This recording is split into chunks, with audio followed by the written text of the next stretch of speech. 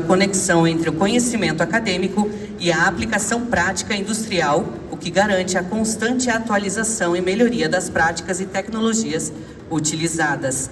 Diego Fernando é formado em engenharia, atuou como engenheiro de aterros sanitários em grandes empresas da área ambiental, foi consultor nas áreas de licenciamento ambiental, tratamento de resíduos e de águas e efluentes, é fundador da Zeo Solutions, empresa que atua há mais de 5 anos no tratamento de água e efluentes, estando inserida nos principais segmentos industriais e com clientes em todo o território nacional.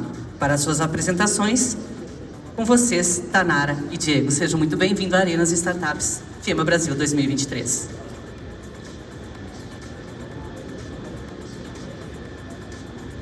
Bom dia a todos. Já foi muito bem introduzido.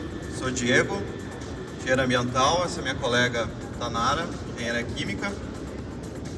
Nós viemos aqui falar um pouquinho sobre engenharia multidisciplinar e o que é isso e o que é engenharia multidisciplinar e como isso pode ajudar a reduzir custos com água e efluente, tratamento de água e tratamento de efluente. Primeiro a gente vai começar falando da importância da integração de diferentes áreas de engenharia para solucionar os problemas. Depois vamos comentar sobre a conectividade entre o mundo acadêmico e a aplicação industrial, assim como a importância do investimento em pesquisa e desenvolvimento para a escolha das melhores tecnologias de tratamento. Por fim, a Tanara vai explicar como o diagnóstico das ETEs e das ETAs pode ser uma das principais ferramentas para reduzir os custos e solucionar problemas na área de tratamento de água e efluentes. Primeiramente, gostaria de trazer um exercício de pensar um pouquinho diferente, porque engenharia multidisciplinar justamente é a gente investir em projetos e diagnósticos como primeiro passo, porque se não for feito um projeto, se não for feito um diagnóstico correto do problema, dificilmente vai se ter a melhor solução. Se só for comprado equipamentos, a chance de êxito é menor do que se for pensado a solução antes. Isso principalmente porque cada empresa tem características de água e efluentes muito específicas. Não existe uma receita de bolo para tratar água e efluente para todas as empresas. Inclusive, empresas do mesmo segmento, com produções similares, podem ter características diferentes de água e efluentes. Então, para a gente pensar diferente, como é possível isso? A gente precisa de uma equipe multidisciplinar. Nós precisamos de pessoas de diferentes áreas, não só engenharia. O título é engenharia multidisciplinar, porém, temos interseções muito frequentemente com biologia, geologia e outras áreas de conhecimento das universidades.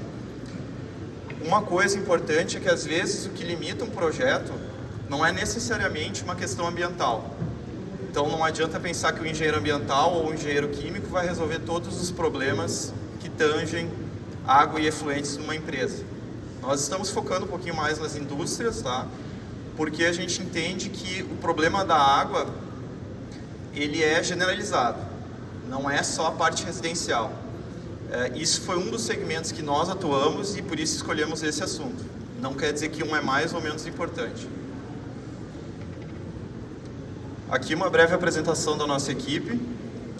É composto por arquiteta, engenheiros ambientais com mestrado, engenheira química, engenheira civil e engenheiro de automação. Nós prezamos por uma relação de confiança entre a equipe técnica do cliente e a Zeo Solutions, porque as soluções são desenvolvidas em conjunto. Porque quem melhor entende a ETE é o próprio cliente. A Zeo Solutions vem e traz experiências de outras aplicações e tenta integrar ao máximo o conhecimento das universidades para a aplicação prática. Isso é outra situação que a Tanara vai aprofundar agora, que é porque o Brasil ainda não está no nível ideal de conexão entre a aplicação prática e as universidades. Muitas vezes a gente sai da universidade e coloca de lado tudo que nossos professores nos explicaram durante tanto tempo, e a gente quer retomar isso, usar artigos científicos, fazer a pesquisa para ver se a melhor solução para o cliente realmente é aquela que os fornecedores estão oferecendo. Então eu passo a palavra para a Tanara. Bom dia, tudo bom? Então eu vou falar um pouquinho a respeito dessa questão que o Diego estava comentando, de como que a universidade e a indústria, por muitas vezes aqui no Brasil, é uma coisa muito cultural nossa aqui do Brasil, de ter essa desconexão. A universidade vem, desenvolve o conhecimento científico, desenvolve o conhecimento tecnológico, e dentro da indústria, pela correria do dia a dia, muitas vezes os profissionais acabam esquecendo de buscar essa inovação que é feita dentro das universidades, né? Então, a gente precisa voltar a olhar para esse lado e voltar a buscar como aplicar na indústria os conhecimentos desenvolvidos por dentro da universidade, conhecimento acadêmico, conhecimento científico e tecnológico, né? Então, essa integração, ela é muito necessária e já está mais do que na hora de a gente conseguir fazer isso andar junto, os dois segmentos andarem junto, o setor industrial junto com as universidades, né? Essa busca, ela tem que sempre prezar o economicamente viável. Quando se fala em pesquisa científica dentro das universidades, o economicamente viável, ele não é uma necessidade. Ele será desenvolvido ao decorrer dos estudos e depois se pensa numa maneira de aplicar aquilo que seja economicamente viável.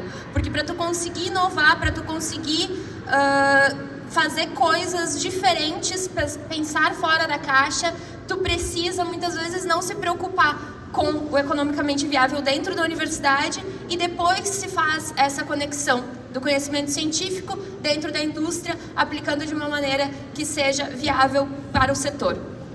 Tá? Então, falando um pouquinho agora especificamente do problema da água, né? A gente falou sobre multidisciplinaridade, falou sobre as questões da universidade e da conexão com a indústria, e agora a gente vai falar desses fatores relacionados ao problema da água no nosso mundo, né?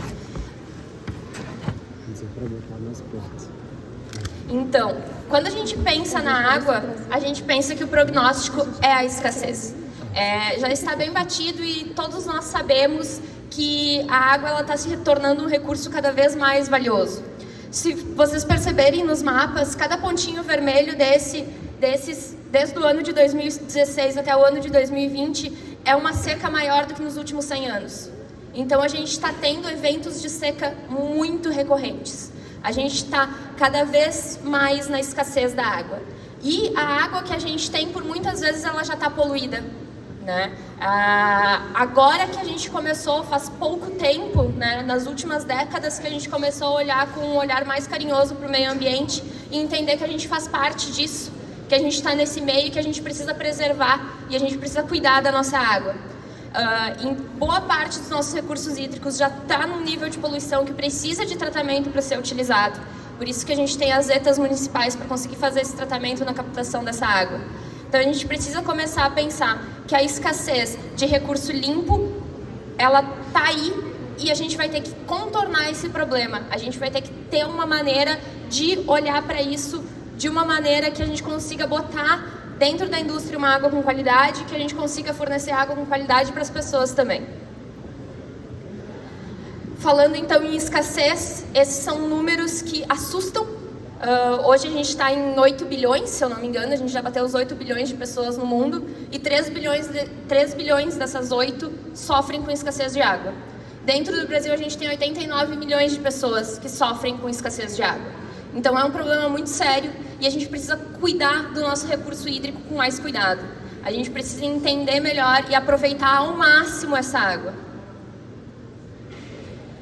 Outro fator, então, agora olhando um pouco para a questão do custo, que é o que realmente toca nas empresas, é o que realmente, quando a gente está falando, por mais que a questão social ela seja muito importante, quando a gente fala empresarialmente, a gente precisa analisar planilhas de custo e a gente precisa saber quanto que a gente está pagando pelas coisas. E a água é cara. Aqui no Rio Grande do Sul, a gente está pagando mais de R$8 o metro cúbico de água dentro de uma indústria. Então, é um valor muito elevado e a gente precisa tirar o máximo desse valor. A gente não pode simplesmente usar se achando que não paga e achando que tá tudo bem. Não tá. A gente precisa ter mais cuidado, né? Outro custo que deve ser olhado quando se fala em água é que cada metro cúbico que tu consome de água é um metro cúbico de esgoto que tu vai ter que tratar. Então tu tem o custo do tratamento. E ele deve ser avaliado, e se tu não precisar tratar, melhor, né? Se tu não precisar tratar, se tu conseguir botar ele dentro do teu ciclo e tu não precisar consumir tanta água, tu não vai ter tanta água para tratar, né? É exatamente isso, a redução de consumo gera uma economia no tratamento. Então, quando a gente pensa em qual que é, para onde que eu vou então, como é que eu olho, como é que eu vou pensar nessa água dentro da indústria, tu pensa na integralidade. Tu não vai mais pensar só na qualidade da água que tu está recebendo, mas tu tem que pensar na qualidade da água em cada etapa do teu processo produtivo. Quando tu olha para todo o ciclo da água dentro da tua indústria, é que tu vai conseguir ter a ideia de como tratar, como gerir essa água para tu não precisar desperdiçar, né? Olhando então o ciclo da água, o ideal é que a gente chegue sempre no 100% de reuso. Impossível, a gente sabe, mas é a meta que a gente tem que mirar. Quando tu mira no 100% de reuso, tu vai conseguir chegar no máximo possível dentro, com o mínimo de perda da tua água, né? Porque quando tu pensa no ciclo da água, tu vai ter a inserção da água limpa na primeira ponta. Aí depois, dentro do teu processo produtivo, tu pode ter perdas por evaporação, perdas por infiltração ou outras perdas que ocorrem dentro da tua indústria. Aí no final tu vai ter o teu efluente, a tua água depois da utilização nela, dentro da empresa. E aí tu pode ter dois destinos. Tu pode destinar ela externamente para tratar ou descartar o efluente tratado, ou tu pode reinserir ele no teu ciclo e utilizar dentro da indústria novamente. E uma parte tu ainda pode levar para irrigação. A parte boa da irrigação é que ela me ajuda a ter uma fuga de alguns contaminantes, né? Quando eu falo contaminantes, não são contaminantes tóxicos necessariamente. São cargas que tu tem dentro dessa água e que por muitas vezes para o solo, para uma questão de irrigação, ela pode ser até benéfica, né? Então, tu tem essa outra via para tu conseguir tirar um pouco da tua água do teu processo produtivo e tu reusar o máximo possível dela.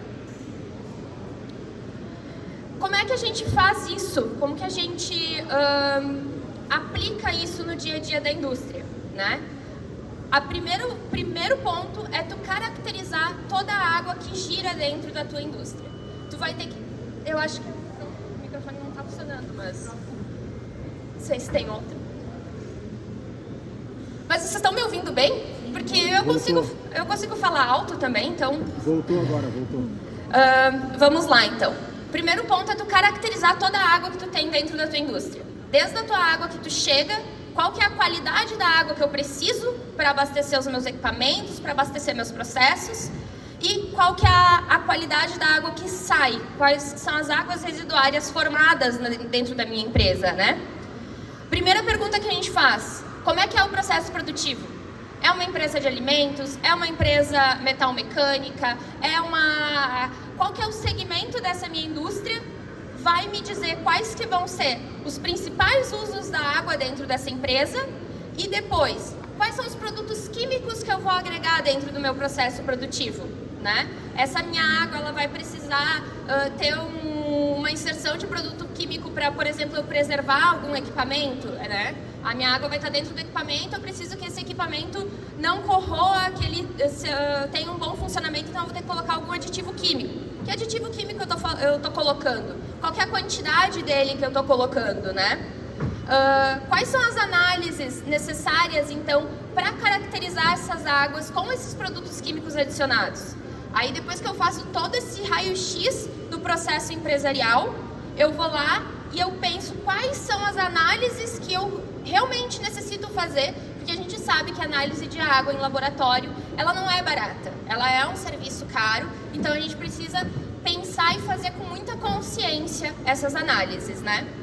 A partir disso, então, eu vou ter uma característica geral da minha água, de todas as minhas águas, né, de cada etapa dela, e eu vou conseguir fazer um balanço de massa com os fluxos e as vazões dessas águas residuárias geradas no processo produtivo, né?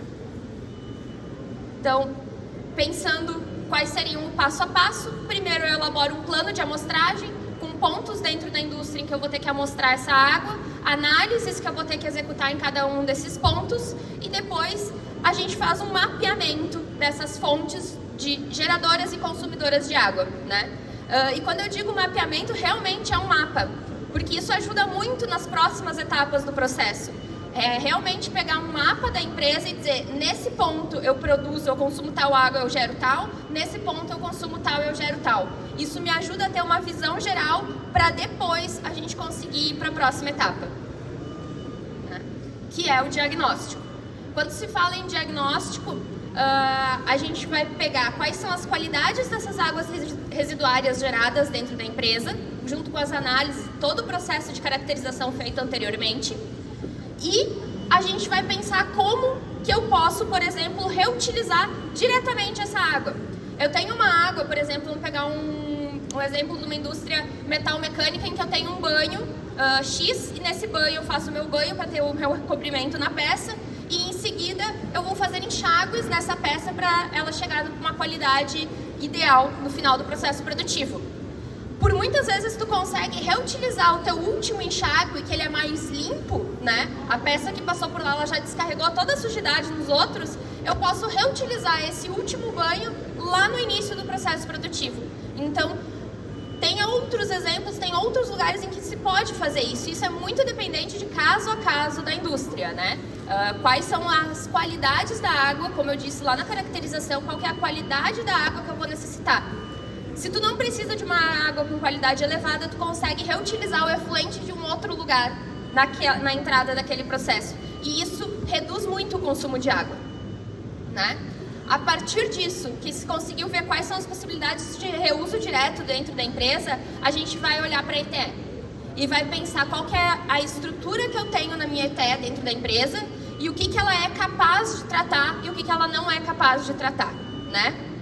E depois que a gente faz essa análise, a gente pensa em quais são os tratamentos necessários que eu vou precisar para adequar esse meu efluente para descarte ou para reuso, né? E fazer os projetos para adequar essa estação de tratamento e conseguir chegar nessa qualidade necessária. Então, pensando um pouco na parte de como que eu vou olhar a minha ETE e entender o que ela pode ou não tratar, a gente vai ter que ver o passo a passo, elaborar um fluxograma e um diagrama para saber quais são os processos que eu executo ali. Eu tenho load ativado, eu tenho tratamento físico-químico, quais são os tratamentos que eu tenho dentro da ETE para eu saber que tipo de contaminante eu vou poder tratar ou não. Por exemplo, se tu tem um processo que agrega muito sais na tua água, tu vai ter uma água residuária bem salina, uma ETE biológica ela não vai tratar isso, né? Tu vai precisar de um outro processo para conseguir remover essa salinidade da água, né? E um outro ponto que é muito interessante se olhar é a automatização e os controles que são necessários dentro da ETE. Por muitas vezes as ETEs, o próprio operador faz ajustes de pH no tratamento conforme ele pega uma amostra por dia, 2 vezes por dia, olha o pH e vai lá e dosa a olho ou dosa fazendo o teste na hora, em vez de tu ter um controlador de pH ali. E esse controlador, ele vai reduzir muito o consumo de produto químico, né? Porque o operador, ele vai fazer o ajuste naquele momento. Então, por muitas vezes, tu não vai saber se ele vai segurar o processo inteiro, ele vai estar sempre com aquele pH ideal. Tu pode ter chances de tu ter do teu processo acabar tendo um problema por causa que tu não está mais atendendo o pH ideal que ele precisaria. E não é um investimento tão exagerado para o benefício que ele causa. Tanto em questão de segurança, quando tu não tem mais o operador tendo que ficar dosando o produto químico quando ele precisa no tanque, tu tem esse processo automatizado, tem uma segurança do trabalho envolvida ali que é muito grande o ganho, né? Tu acaba a pessoa não tem que lidar com um produto químico perigoso diretamente. Então, é exatamente o que eu estava falando do controle operacional, né? A questão de tu ter o controle tanto automatizado, quanto tu também ter o controle dos parâmetros que tu precisa ter diariamente a medição em campo, né? Então, tu pode comprar um condutivímetro para a tua estação de tratamento e o teu operador vai fazer análise de condutividade para saber se teve algum pico de carga no dia a dia da tua estação de tratamento ou não. Ter esses controles, ele te ajuda a antever problemas sem tu precisar passar por eles, né? Um problema muito recorrente em estações de tratamento é, às vezes, o reator biológico, o teu lodo ativado, a tua biota ali, ela acaba ficando desequilibrada e tu morre e tu não consegue mais tratar a matéria orgânica que precisaria estar tratando ali. Se tu tiver um controle de pH, se tu tiver uma análise de sólidos sedimentáveis diariamente feita na tua estação, tu reduz as chances de que esse problema ocorra e de que tu consiga antever esse problema antes dele chegar e depois tu ter que tratar, ter que parar a tua estação de tratamento, ter que fazer uma reinserção de outro lodo ali junto para conseguir resgatar aquele tratamento, né? E agora, então, vamos voltar. A gente falou toda a questão de como a gente desenvolve esse trabalho dentro da empresa e agora a gente volta. Tá, e onde é que entra a pesquisa e o desenvolvimento e a universidade que a gente estava falando antes? Aqui. Com todos esses dados que a gente coletou, com a caracterização e com o diagnóstico da estação de tratamento e da empresa em geral, de todo o processo produtivo, tá na hora da gente ir lá e pedir para a universidade quais são as inovações que tem disponíveis, tanto na universidade quanto em outros setores. Está na hora de tu sentar no escritório e fazer a pesquisa. E olhar quais são as alternativas que eu tenho para lidar com os problemas daquele lugar e conseguir ter o melhor uso da água possível, reutilizar a maior parte da tua água, né? Então, fazendo esse trabalho de pesquisa, a gente consegue aumentar o leque de possibilidades de tratamento do que quando tu vai com a mente focada para uma solução. Às vezes tu pensa, meu problema é X e eu tenho a solução Y. Só que quando tu vai olhar o problema X, ele é causado por diversos outros fatores que sem a caracterização e sem o diagnóstico tu não ia saber. E a solução pode ser outra, muito mais barata às vezes, muito mais fácil de aplicar, se tu corrigir o problema na fonte, né? Que muitas vezes as fontes dos problemas que chegam na ETE, elas estão no processo produtivo, né? Então, tu fazendo todo esse raio-x, tu consegue gerar um leque muito maior de possibilidades de soluções e consegue buscar a solução com o melhor custo-benefício para dentro da tua indústria, né? Além, é claro, de tu sempre lidar, quando tu faz uma pesquisa com bastante enfoque, quando tu faz uma pesquisa dedicada, normalmente tu vai chegar em soluções de alternativa de ponta e inovadoras. E essa inovação, ela gera competitividade para a indústria. Quando tu tem a inovação ali dentro, o mercado te olha com outros olhos. Ele te olha de uma maneira mais, então tá, vamos junto porque tu tá inovando, eu quero apoiar essa inovação, eu quero estar junto, né? Então agora eu vou passar a palavra para o Diego, para ele concluir esse trabalho e falar alguma coisa que talvez eu tenha esquecido no meio do caminho.